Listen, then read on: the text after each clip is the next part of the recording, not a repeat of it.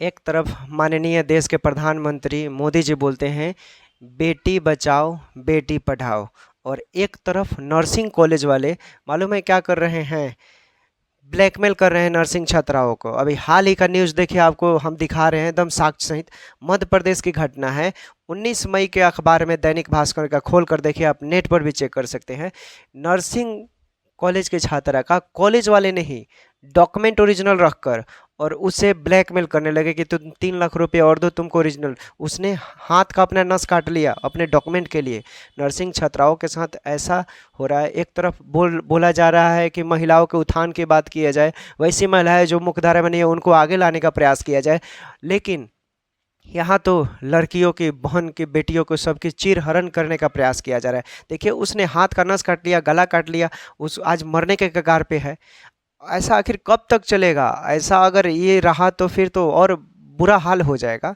समझने का प्रयास कीजिए, ठीक है ना। नौकरी कितनी ज़रूरी है आप इसी से अंदाज़ा लगा सकते हैं। इस सब घटनाओं को सोचकर आप अंदाज़ा लगा सकते हैं। ये मजाक नहीं है, ठीक है। ये बहुत बड़ा अब साजिश रचा जा रहा है बिहार सरकार के तरफ। बिहार सरकार, बिहार में किसकी सरकार है? बीजेपी की सरकार है, ठीक। और आप समझ रहे हैं क्या क्या एक्टिविटी हो रहा है। सरकार जानबूझकर आपके साथ ये सब कर रही है। पूरा फंसा कर रख दिया है बिहार की महिलाओं को।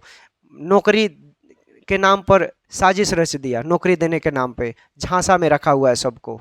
तो ये सब चीज़ें हैं, आप बचिए इन सब चीज़ों से। काउंसलिंग पर भी बात करेंगे। जिस लड़की ने अपने हाथ का नस काटा वो भी तो किसी की बेटी होगी। उस माँ ने उसको 9 महीने कोख में रखा होगा, पाला पोसा होगा, 2 साल 3 साल 4 साल तक उसे 2 महीने, साल 1.5 साल तक उसे गोद में रखकर खिलाया होगा, 4 साल 5 साल तक उसका पालन पोषण किया होगा। आज वो मरने के कगार पे, उनके घर वालों का क्या हाल हुआ होगा? सोचा किस सोचा सरकार ने? सरकार को क्या फ़र्क पड़ता है? और कॉलेज वाले तो ऐसे ऐसे कॉलेज वाले हैं जो नर्सिंग कॉलेज खोल कर बैठे हुए हैं लूटने के लिए। ये सब चीज़ें हैं, ये हकीकत है, ठीक है। लोग समझने वाला नहीं समझ रहा है। जिस दिन आप समझ जाएंगे, आप एग्ज़ाम दिए हैं, ठीक है ना, इसे इतनी आसानी से मत छोड़िए प्लीज़। ये सब घटनाएं हो रही हैं, आपको बताने का मुझे फ़र्ज़ बना इसलिए बता दिया। हो सकता है इसके वजह से भी कई लोगों को बहुत बड़ा मुसीबत बन जाए। ऐसा ना करेंगे कोई भी लोग। क्वालिफाई स्टूडेंट है जिन्होंने 48,000 एग्जाम दिया था, ठीक है। हम 48,000 का बात करेंगे। हम क्यों किसी के साथ भेदभाव करेंगे भाई? 48,000 आपने एग्जाम दिया, 48,000 लोगों ने पार्टिसिपेट किया और 16,000 लोगों को छांट दिया गया, ठीक। 32,000 लोग बच जाते हैं। चूंकि देखिए, बात करना है, काउंसलिंग अभी नहीं होगा।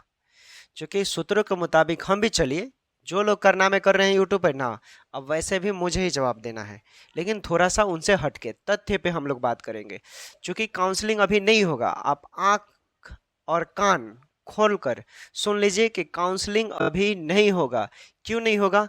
क्योंकि मैटर जो है दोस्तों सुप्रीम कोर्ट में चला गया है। सुप्रीम कोर्ट से बड़ा कोई भी चीज़ नहीं होता है। हमारा देश संविधान से चलता है। देश का संरक्षक, संविधान का संरक्षक सुप्रीम कोर्ट है। सुप्रीम कोर्ट को हिलाने के लिए संसद 2/3 बहुमत प्लस आधे से अधिक राज्यों का समर्थन होना चाहिए, तभी कोई डगमगा सकता है। ऐसे नहीं, इतना औकात नहीं है कि कोई मतलब सुप्रीम कोर्ट को हिला दे। काउंसलिंग अभी नहीं होगा, मैटर कोर्ट का है, समझिए। अगर बिहार सरकार, हम जो आप लोगों को समझाने का प्रयास कर रहे हैं वो लोग, आप लोग नहीं समझ पा रहे हैं, क्योंकि ये बात है महिलाओं की। एनएम सिस्टर जो लोग क्वालिफाई हैं या जिसने भी इसमें पार्टिसिपेट किया, 48,000 लोगों ने पार्टिसिपेट किया, आप लोग बातों को समझिए। क्योंकि आपके इमोशन के साथ, फीलिंग्स के साथ बहुत लोग खेलने का प्रयास करेंगे और कर रहे हैं। अभी आपका काउंसलिंग नहीं होगा। क्यों नहीं होगा? क्योंकि कोर्ट में इमरजेंसी पिटीशन फाइल किया गया है। अगर बिहार सरकार कोई भी नोटिस निकालता है, बिहार सरकार कोई भी नोटिस निकालती है, तो उसको कटघरे में खड़े होना पड़ेगा, जवाब देना पड़ेगा। सुप्रीम कोर्ट जल्दी हाई कोर्ट को आदेश देगा और हाई कोर्ट डिपार्टमेंट को लेटर भेजकर और कटघरे में बुला देगा जल्द। और इस विधिवत तरीके से स्टे लग जाएगा। अगर ऐसा वो कारनामा करता है, जल्द स्टे लगेगा अगर इस तरह की एक्टिविटी होती है। अगर ऐसा नहीं होता है तो विधिवत तरीके से जो कोर्ट का प्रोसेस होता है उस द्वारा तो स्टे लगेगा ही, लेकिन स्टे ये कब लगेगा ये कहना अनुचित है। हम फिक्स नहीं बता सकते हैं, लेकिन हाँ स्टे लगेगा, जल्द लगेगा। स्टे लगने के बाद हियरिंग का डेट मिलेगा। जो लोग सोच रहे हैं कि कोर्ट बंद है, कोर्ट बंद में कोई एक्टिविटी नहीं होगा, तो ये आपकी भ्रम है।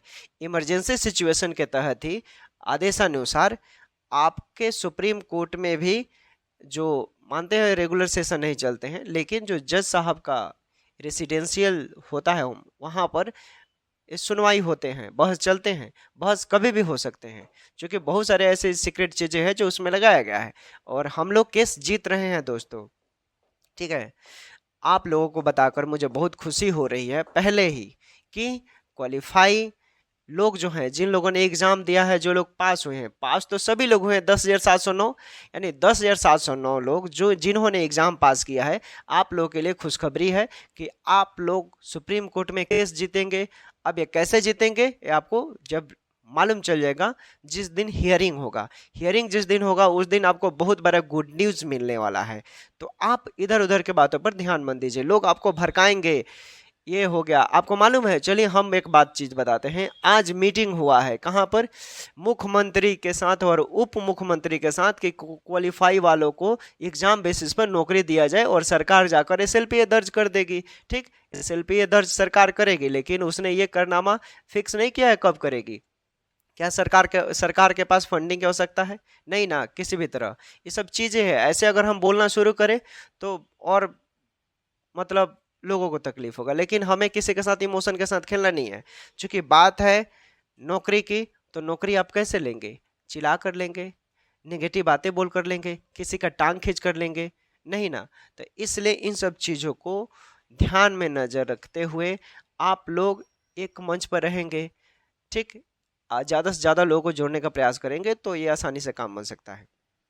एक और चीज़, जो कॉन्टैक्ट बेसिस है, आप लोग क्यों नेगेटिविटी ले रहे हैं कि कॉन्टैक्ट बेसिस एग्जाम वाले जो हैं आपका विरोध कर रहे हैं? एग्जाम वाले तो अपने फंडामेंटल राइट के लिए लड़ रहे हैं। आपके पास भी फंडामेंटल राइट है, आप अपने हक अधिकार के लिए लड़िए।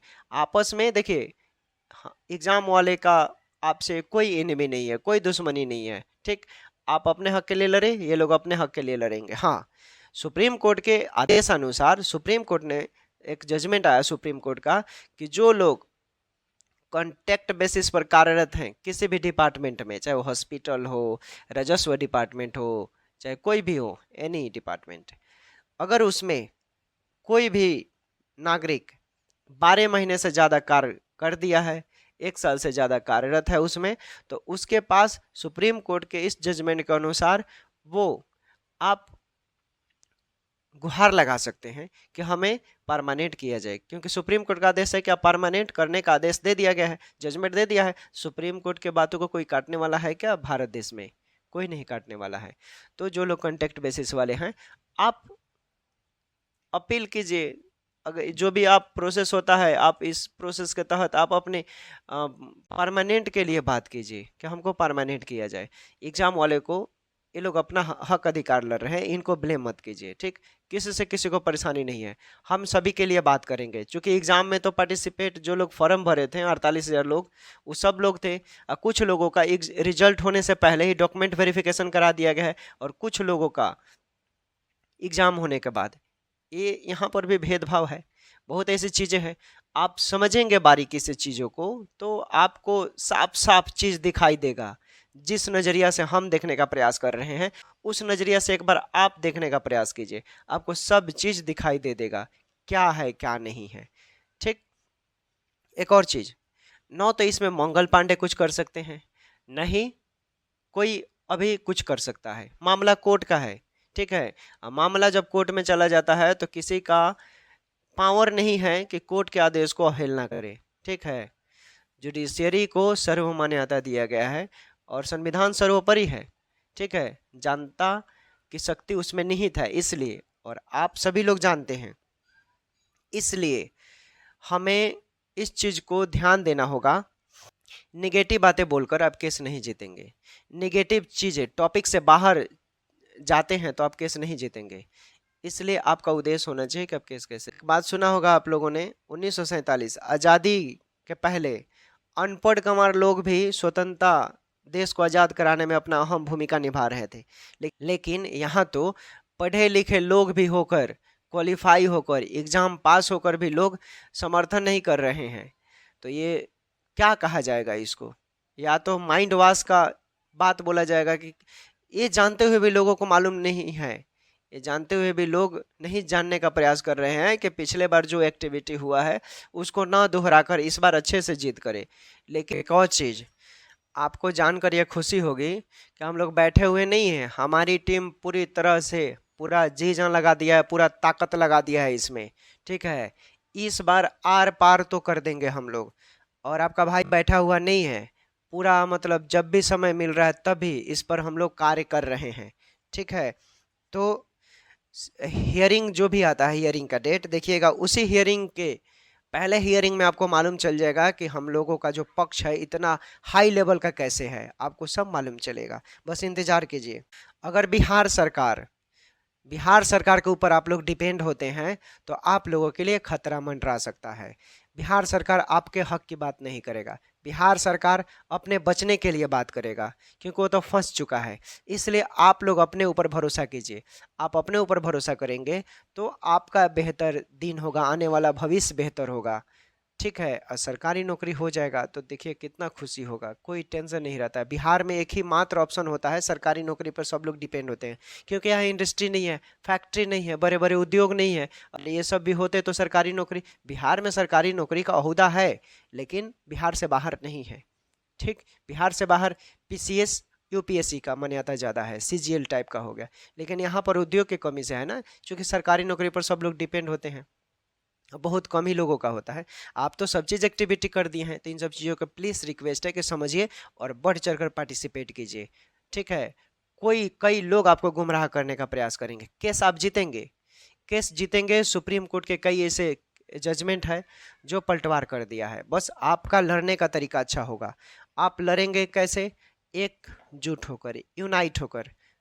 आपके हाथ में केस होगा और केस होगा 100%, 202% आपका जीत होगा दोस्तों, 202%। इसलिए आप लोग पॉजिटिव रहे और ज़्यादा से ज़्यादा एकमत होकर, चूँकि जो हायर एडवोकेट की बात हो रही है तो उसमें तो एक ही लास्ट ऑप्शन है, बेहतर राशि। बेहतर एडवोकेट के लिए बेहतर राशि। तो इन सब चीज़ों को देखकर आप ध्यान दीजिए और आप लोग केस जीतेंगे। ठीक है, केस जीतेंगे, बस आप लोग यूनाइट होकर रखिए। Take care, bye bye. फिर अपडेट होगा, हम मिलेंगे, आप लोगों से बात करेंगे। आज फिर लाइव आएंगे, कुछ और स्पेशल बातें करना।